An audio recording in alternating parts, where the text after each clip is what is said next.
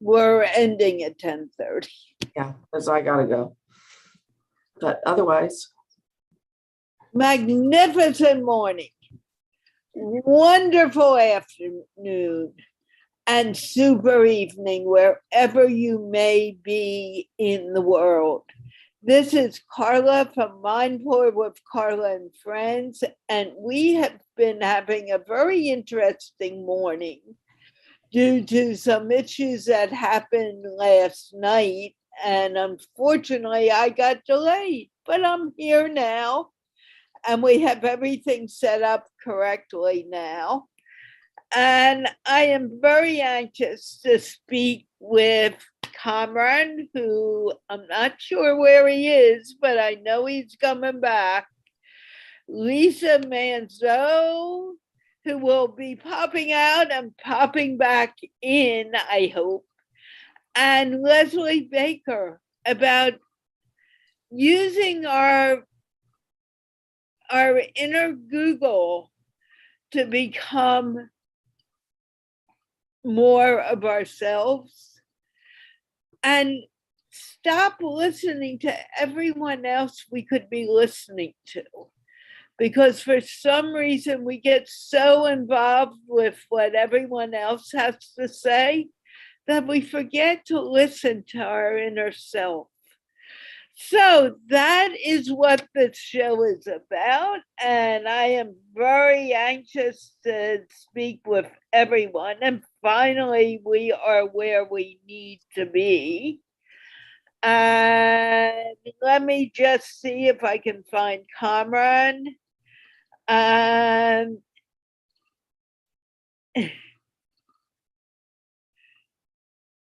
I don't know.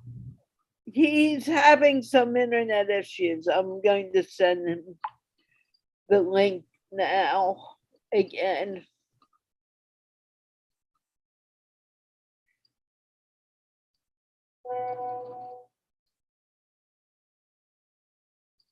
And we're having issues, but that's part of using your inner Google to stay online, stay correct, and move forward. And here he is. Yay! Now our inner Google is our inner search engine, and it is what keeps us going and moving. And when we're listening to our inner Google, we stay happy. When we're not listening and we're hearing someone say, don't do that, and we start doing what someone else wants, unfortunately, we get sad, we get upset, and our life begins to fall apart. But the point is, we all have our own paths to walk, and we all need to walk our paths and not the paths of other people. Cameron, you were talking and I interrupted you because of all this craziness. I want you to start off now. All right. Thank you. Thank you, Carla. We're finally where we need to be. Good. I'm glad I introduced myself to Leslie briefly, and the audience, I think, know me because I've come quite often. And on the inner Google subject, I was thinking very hard, and I realized that the most important communication is the one that we have with ourselves. And in that context, I have always found myself in a creative zone by asking questions. And it is only by asking the kind of questions that get my brain to work, it gets my mind to work, and then I relax and I just let it be. So the inner Google, of course, is a bit slower than the one that you find on your laptops. But I love it because what I trust in is my mind's capacity to come up with a lot of pop-ups, possibilities, ideas. And I pose a question. If I'm faced with a challenge or a problem of some kind, I pose a question and I let it be. And it just happens that when I'm walking or washing my car or bathing, suddenly those ideas start to come. And it may happen within a few hours, it may happen after 24 hours. But because I trust in the process, I find that I've never been let down. Now, what is the question that I ask myself? There's several. I mean, they could be work-related, relationship-related. However, I start with the question, how can I deal with XYZ? How can I overcome this scenario? How? The key word is how. I keep asking that. And that command just gets my mind to process whatever it is. I don't know how it works, frankly. But one thing it does, it gives you insights and ideas. So intrapersonal communication, speaking to myself, I find very, very helpful. Okay. I know you need to leave for a few moments, Lisa. How do you find your inner Google? When I want to know the answer to something, if I'm in stress mode, I know it's not going to come. So I choose to do some energy work to relax me. And then I come back to it later when I'm more able to pay attention to my body and my mind, so I can access the information about what I'm going to do. And I want to ask myself, what's the best way for me to set myself up for success, and give me the answer. And then I wait for it to come, and it's not instantaneous, unfortunately. And sometimes it comes really quickly, and sometimes I have to wait a few days for it. And the answer always comes, and it never comes the way I'm thinking it's going to come. So you have to have your eyes and your mind open to the way it comes to you, because if you're only expecting it to come one way and it comes another, you're going to miss it. That's an interesting and that's it. And that's how manifestation works, because if you're attached to exactly how it's going to come, it's never coming that way. And that's why you're not going to see it when it gets there. How interesting. How interesting. Very interesting. Okay. And Leslie, let's get your feelings, and then we'll begin to start the conversation. In my world, with clinical psychology and such, I think we're all really talking very similarly. And that is in psychology, they talk about that inner voice, that inner propelling as internal locus of control, that you have something located inside of you that influences your thoughts, decisions. And when you're internally located, you're looking on the inside for your answers, for your drive, for things that motivate you, and you make decisions from that place inside of you. And then conversely, there's external locus of control, which is when we are always looking on the outside, from anything from validation to people to help to have our answers validated and made for us. And what they found in research is that when people turn and look inward for answers, they do better. They feel more congruent. They feel more settled inside. And they also feel happier.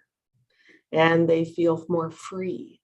So, the research does indicate exactly what you're talking about. And that can include prayer, meditation, all the grounding yogas and other kinds of things that help us ground and then look inside. And so for youth in particular, from littles to youth, littles tend to already do that. And olders tend to stop doing that and start depending on the outside world. And families can really help depending on what their perspectives are. So the more internal a family is, the more internal children will be, and the more conscious they become about their internality. So to me, the Google, looking for the Google in us, I think is a very powerful way to look and ask the questions, how might I, or where am I in this? And what do I need? Not from a selfish perspective, but really looking at where are we in that moment. Yeah, and if I may, I just realized that my Google is active when I'm curious. Yes. And curiosity, I feel, is something that we often are not nurturing enough. And in school in particular, if teachers could only encourage kids to ask questions and get curious about things. And, sometimes I ask my participants who could range from the age of 18 to, let's say, on average, 50. I would ask them, are you comfortable? At the start of a session, and you instantly get an answer. Yes, yes. I said, oh my God, we're in trouble. And they said, excuse me. I said, well, if you are comfortable, then we're not going to learn anything.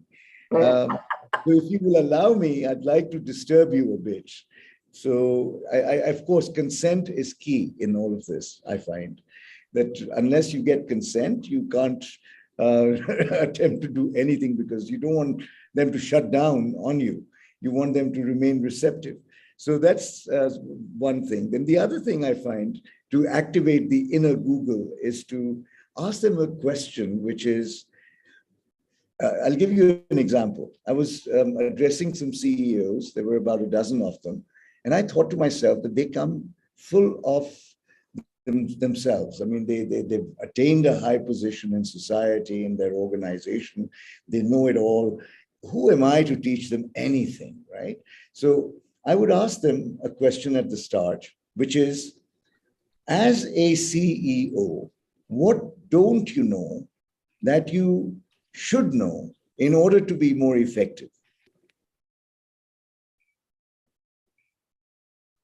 And, and I'm prepared. I mean, if they say there is no such thing, then I'll say that that's the door. I don't think you need to be here.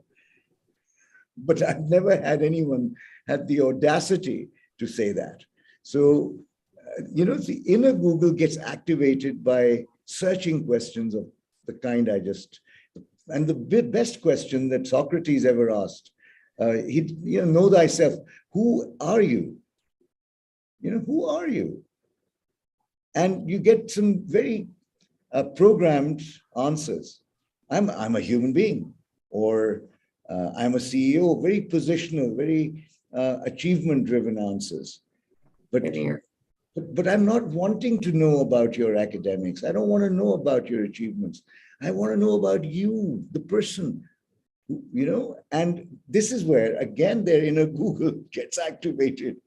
And they say, well, what are you getting at? I said, I'm trying to get to the core, not the layers, not the veneer, as you rightly said, Leslie.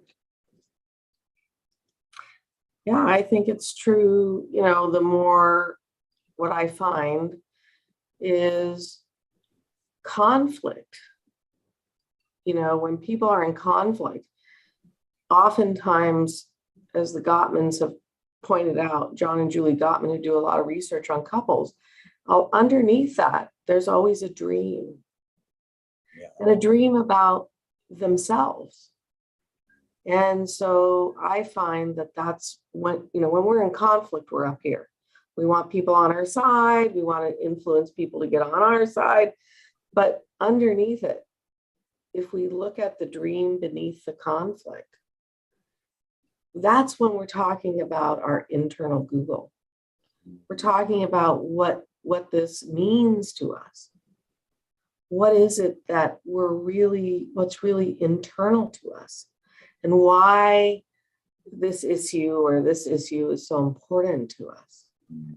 And to me, that's really tapping into that internal Google. If we can discover, as they have noted, this internal wish or dream, then we are closer to that internal congruence, that part of us that is true to us. And when we understand that, not only about ourselves, but about our loves in our life, you mentioned it earlier, Cameron, about family is the essence, right? Yeah. And so if we have that intimacy with our family members about what their dreams are and what we know about them, then we can more easily negotiate issues in the family. And so it's that heart place. Yes. And so when you're authentic about who you are, when you're with the CEOs and you can get them out of here and get them in here, then, and it's a hard place to be as a CEO, right? Because we're, but when you drop them in here, it changes because they're in touch with their internal Google. Yes. And it's so important. And I'd like definitely to just add a bit of thought to what you've said. And then I'd love to hear from Lisa, which is that, you know, what we know about anything is a minuscule fraction of what there is to know. I've come to this realization because the more I learn something or know about something, the more I realize how little I know. And this realization itself tells me, oh my God, the inner Google has to be active, hyperactive, if you know nothing else. So over to Lisa. What's your take on all of this? Sorry, you're mute. Yeah, I like to get excited about new things when somebody says, well, I do it this way. Oh, tell me more. Tell me more. Because tell me more so I can add this to my toolbox and help myself and pass this information on to others. So it's always tell me more. Yeah. Tell me more. And I have to pop off now, and I will be right back. Thank you. You bet.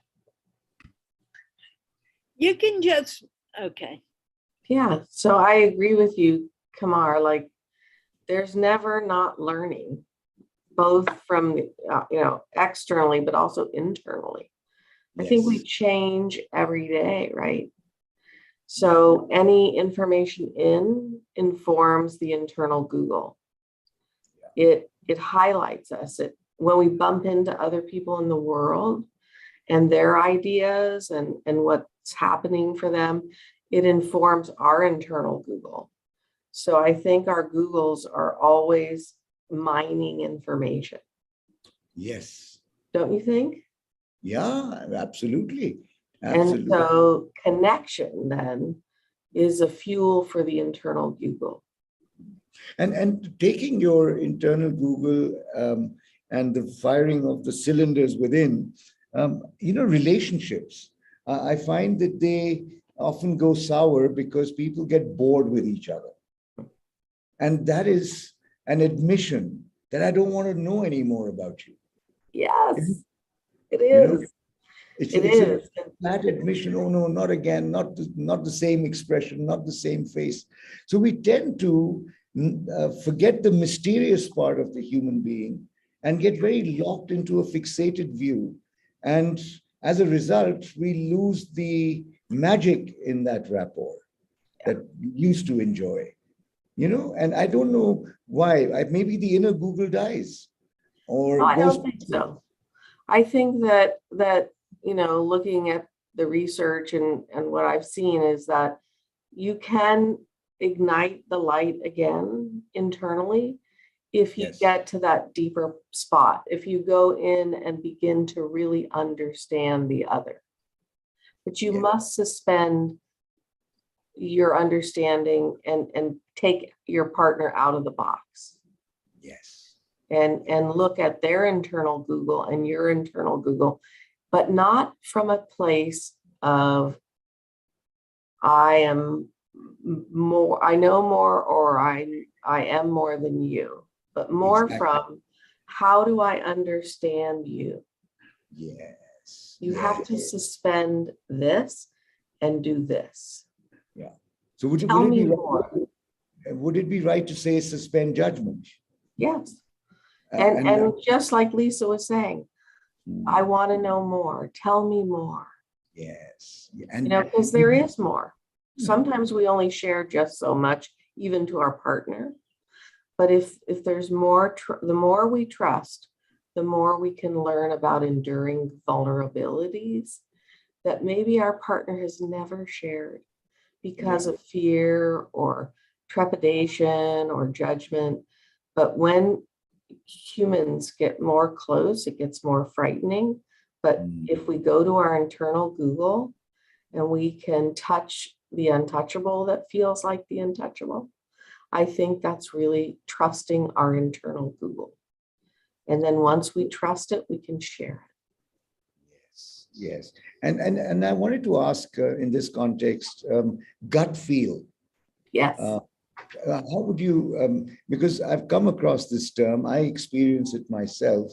I meet some person who fits the profile beautifully in terms of the, education, experience, etc. But something in me tells me that hiring such an individual may not be right, but I can't quite pin it down. Could you elaborate on that? I mean, my inner Google doesn't give me the answer to that, to the gut feel that I get.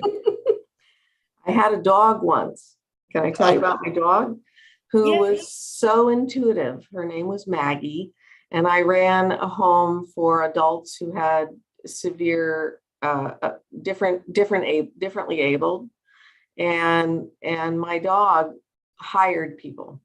So I would have the gut feeling too, but my dog would not stop barking at somebody who I discovered seemed right on paper, but didn't sit well with her. Wow.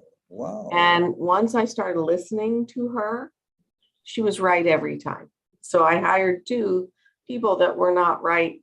And within a week, they were gone. Wow. So I started listening to her gut. And she was immensely accurate.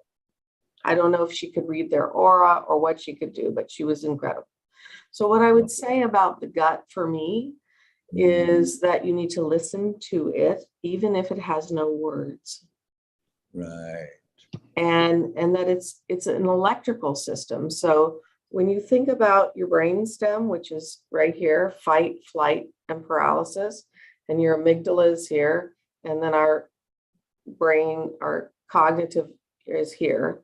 When we flip our lid and our amygdala goes and you're feeling fight, flight, and paralysis, it literally goes down the back and all your nerves, I don't know if you can see, but all of your nerves wrap around your neck, come around here, and come around here.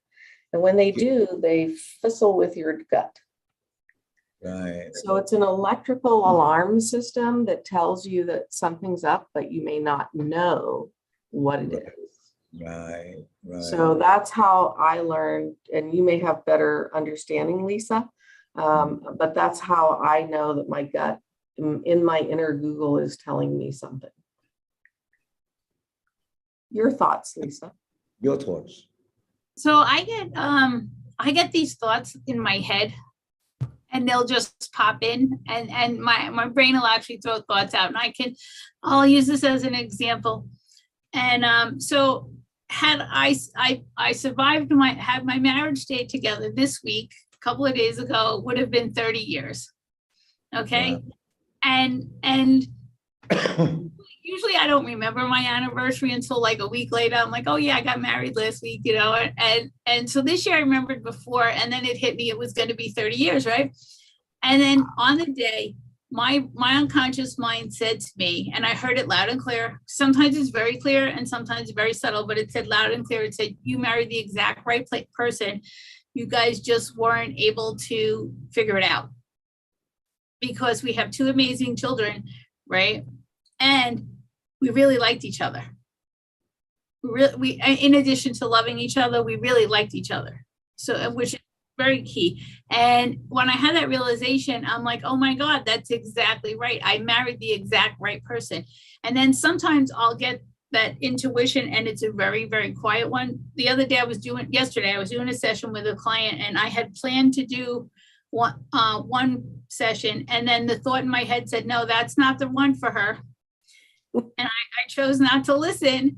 And I started with the one I had originally planned. And, in the middle of the session, we had a switch to another modality in order for her to get her result. And I heard the voice in my head. I just didn't pay attention to it. Wow. How powerful. Yeah, it's very powerful. I need to be listening more. Like they come and they're actually, I hear it in my head. And I suppose in decision making, because that's what helps us to get into the future. I mean, we make decisions every day, some very minor ones, but they have major consequences at times. And I find that even in those decisions, our inner Google can be a wonderful guide if we only pay attention to it, particularly when we are faced with options and our values. If they are residing there, then a lot of information is filtered out because our values tend to focus keep the relevant flow of ideas coming to us. But if we're not clear on our values, then there's a lot of confusion. And I've normally when people, I'm a mentor to many, and I do it virtually, and they start by asking me, I've done my undergrad and these are the options before me. What should I do? Or I'm working in such and such company and I've been offered a job elsewhere. And these are the package. This package is being offered and this is what they do. And I'm confused whether I should move or not. So these questions are, of course, given to us. But at the same time, it is my job not to tell them what to do. It is to help them think through the whole process. And one question I often ask is, what are your values? Core values, your peripheral values, what are your values? And I'm surprised that they throw the words because they're familiar with the terms. They've heard it in their organizations here and there, but they have never associated the depth of the meaning within themselves. Yeah. And I think values certainly are useful to have for our inner Google to be a resource as opposed to a source of confusion. I completely agree. And Cameron, because I use a trick, I learned it from another colleague and his name is escaping me, but I use it in family sessions and I talk about it's called the values click down. And I work values? It's called the values click down. Click down, okay. Yeah. And so I work with each family member one at a time. And I say, like, if they're having difficulty connecting the values to themselves, I may say, so what is it that's most important to you about your family? And they may say something like love. And I say, tell me a little bit more about love. Is there anything underneath that? And what might you say, Cameron? Can you give me a word? Is it just love or is there something else? A responsibility. Great. And so as we hold responsibility, is there anything else that comes to mind, or is responsibility the bottom line? A sense of belonging, which compels me in ways that I don't even fathom. That, perfect. For example, I realize I can't just walk away. Okay, so there is a responsibility that is hard to fathom, and yet it compels you. Yes. And I would keep doing this until there was nowhere else for them to go. There was just a word that they keep repeating. So maybe it's responsibility, maybe it's belonging or connectedness, whatever that is for the person. And then I have them put it on a piece of paper or foam core, and I go around with each of the members, and then we put it on a poster. And then I make it into a magnet, because I'm a play therapist. We put everything together and make it something. And that becomes, I can do it individually with each person, or I can do it as a family. And then we have a little quilt, essentially, of paper that is their family values. including everyone. And Right. so that then becomes a Google in, whether it's for one person, an internal values guide, and or for the family, a family values guide. And then that helps, direct their internal locus of control if it's true for them. And so that's an activity I might do in family therapy. But the goal is really that if you're saying it exactly right in my mind, is that if you know your values, it will direct your inner Google. Yes, I meant that. And I'm very glad that you articulated that so clearly. Yes, absolutely. So that's a way that I make it happen in a session, can be helpful. And because most people, like you said, are not internalizing them. They're talking about these values that they think they should have. Yes. And, there is always this tendency to follow the fad. What is the trend? What's in, what's out? And these are all external. Yes. I've always seen this way. Whereas being, what is it that I'm enough? That Brené Brown, I love Brené Brown's talks when she speaks about I'm enough and vulnerability and the power of vulnerability. And I believe that comes from, and Carla has often discussed this on MindPlore, self-love, self-care, and trying to be kind to oneself. Because if we are not kind to ourselves, how can we be expressing kindness around us? And I feel that only comes from just asking, why am I so hard on myself? I mean, that inner Google will, I'm sure, tell us. And I see Lisa wanting to say. I'd love to talk about that. Please do. Okay, so I had no idea what self-love was until like 3 years ago, maybe 4. Okay, I had not a clue. It was never taught to me. In my private Facebook group, I'm actually doing a self-love and gratitude challenge for 30 days. I do it once a year, and I love it because it brings me back to the present, and it's something I was never taught. And I was like, so when somebody suggested I do it for 30 days, I'm like, what the hell is that? Excuse my language, sorry. What the hell is that? And I'm like, what do you mean self-love? Give me examples. I don't even know what you're talking about. So, and I laugh about it now because I was clueless. And she said, well, you be kind to yourself. So say, for example, you knock over something and you spill it, you make a mess. You don't call yourself a name. You just clean it up and move on and say, stuff happens, and move on and just be kind to yourself. And then there's that day that you got up super early because you wanted to do something, right? And for yourself, and that's self-love. Or you slept in late because your body was tired and you listened to your body and you responded to it. So you show yourself love that way. And it was just so interesting. And it was such a huge shift energetically for me and vibrationally. And that's part of manifesting as well, is to be in tune with your body and your mind. And that really gave me a big push to being able to be in touch with my body and my mind, so it can work together and I can communicate and hear it myself and listen and know what's best for me. How wonderful. Beautifully said.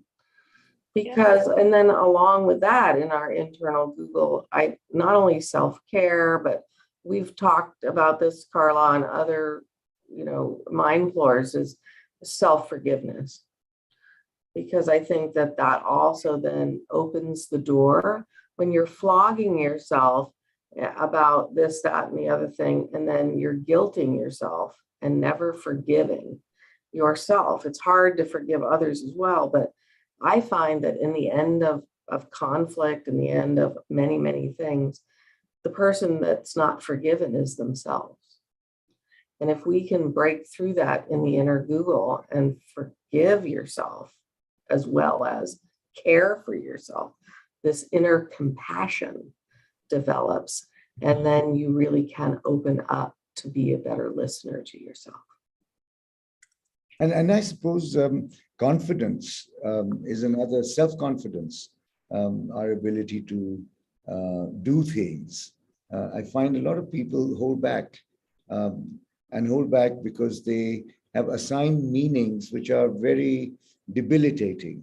And I recently came across an idea, which is that as human beings, we are meaning makers. We make meaning out of things. So our paradigms are making meanings. I mean, we interpret events, give it a meaning, and then feel according to that meaning. So if I am making meaning, then the question is, why am I making a meaning out of something which is not serving me well? Why can't I interpret something in a way which makes me feel in a better place? I mean, I'm not saying I become insensitive, but at least I remain functioning and I'm able to deal with whatever that scenario is. Because this, oh gosh, I've had it. My life is doomed. I've lost it all. I mean, these are very powerful, self-deprecating meanings which leave you to nothing. Whereas if one could say, oh my God, I've blundered. Now what do I do? There must be a way out of this. Now that's a reaction which I think acknowledges the crude reality, but at the same time doesn't debilitate you. So the meaning-making part, again, I suppose Google can help us in that. So. Working with youth and also adults, where we used to have a toy in America that had a sand bottom and a clown top, and he was called Bobo the Clown. And children would bop him and he would go down, but he would come back up. And I like the metaphor because I know a lot of people don't like clowns and a lot of things, but the metaphor was always that if something went wrong, it popped, you could still pop back up. Yes. And I think we've lost that to some degree, even in our internal Google. So we need to rebuild that, even if something is hurting or something is broken, that it can be repaired, not just thrown out, and that it can be noodled on in our internal Google, and we can find an answer, or we can find or try something different. And the reason I bring that up is because, to me, if you do the no good, very bad, and awfuls, then you can also get to the place of no hope, and no hope can mean hurting yourself. Yes. And so what I really work with is to try and bring hope. And I think our internal Googles can do that if they don't go awry, because of the rates of suicide are so high. And I really want to bring the bounce back and confidence and hope and trusting your gut, but not feeling hopeless. The internal Google can give you a lot of hope. And especially if you see it from Cameron's perspective, that what is the narrative that we're writing, and what is it that, are we going to believe the no good, very bad, and awfuls? Or are we going to start to look at, wow, I figured that out, woo, and pull it up from the middle? And I'm not talking about chemical depressions or, but substance use depressions, and all of those things can cause that internal Google to trick us. Yeah.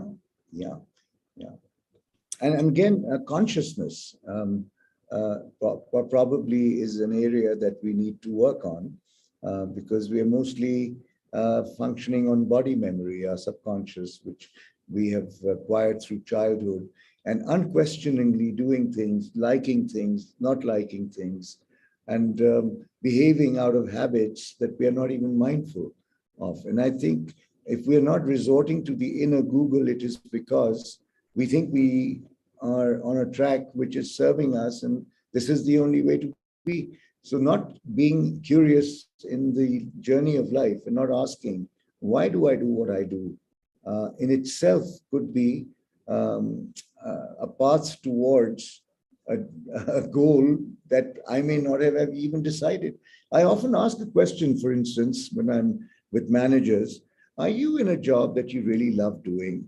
Or are you in a job because you have to do it since you have to meet your obligations at home? And invariably, many hands go up, I would say 60, 70%, we're doing a job because we have to. And the love part is very, very small. So that, and again, is pointing to the fact that those who are doing what they love to do might be consulting their inner Google, and those who are having to do something are not. Good point. So you were saying something that I was going to ask Lisa, how do people, what are some tips for people to manifest in their, to really call on to themselves and look inside their inner Google? So here's one of the things that you can do. So our unconscious mind, if we're not paying attention and we're going through life unconscious on automatic pilot, we'll just do what it has always done. So when you actively want to change something, you have to pause and think, okay, what would I have done? Because we know what that result is, because we've done it over and over and over and get that same result. So we need to do something different. So it's pausing and stopping and say, okay, what else can I do that's different so I can get a different result? And you know what? People love to give advice. You can ask somebody if you can't think of anything, because people love to give advice. If you can't, you'll probably come up with some things, but on those really tricky situations, you may need a little advice. And it's okay to ask, hey, I usually do this. I want to do something else. What do you do? What do you do? Because I want to get a different result. That's the act of, you have to be in your conscious mind and change your result by doing a different action. Okay. Great. Thank you. That sounds really helpful. yes, and it's so practical. It doesn't sound academic at all. I mean, it's something No, I'm that... the layman here. I'm the layman here. Like this is education through life experience, not through seminars and not through, this is what I've learned in my life and paid attention to. I've had somebody teach me manifestation art because I've always found I was really good at it and I wanted to learn more. So I took their course. And so this is the layman's term to make it easier for people to understand and to learn, because that's how I figured it out. Yeah, but that's important because that, academia is great and it's important and research is important, but if the everyday person needs to be able to access everything. Absolutely. So that's wonderful. So this reminds me of my encounter with 72 vice chancellors in Islamabad. Higher Education Commission had asked us to meet with them for a day and get them to think in terms of changing certain practices in the university so that the graduates they produce become contributing members of society as opposed to job seekers when they step out. That was the mandate. And I said to myself, these vice chancellors are MPhils and PhDs, and they're so knowledgeable. Will they really listen to this person who's a mere MBA with some short courses from Harvard and Michigan University, etc.? Will they listen to me? Will they take me seriously? And what happened when I started out was I said to them, the good news is that in this hall, we have immense knowledge, which we will not be discussing today. We shall not discuss that today. All we will discuss is what is it that we do that is causing the kind of challenges we face in our society. And the doing is what's going to make the difference. So to know and not to do is not to know. And guess what? Within 5 minutes, the intellectual debate and the argument, no, so-and-so said this, no, I've heard this being, stated in this manner, or, chapter references. No. What do you do as a VC that makes the university the way it is? And how can you change your doing in order to get things better? Comrade. You've been wonderful. This has been a fantastic conversation. I know Leslie needs to go. I'm not. No, okay, okay, okay. I And couldn't so do even I. get into the conversation because you And guys. Carla, guess what? It's 10:33 already. And I also have to go. Seriously. I know. So let's say goodbye. Please stay while I'm saying goodbye. Of course. We will be back on Tuesday with another show. I am thrilled about this conversation. It has been wonderful. And I hope those who watch and those who are here also shared it out to your friends and family because it was excellent. Thank you, Kamran. Thank you, Lisa. Thank you, Leslie. You're already gone. I knew you needed to go. And let's just wave goodbye. Okay.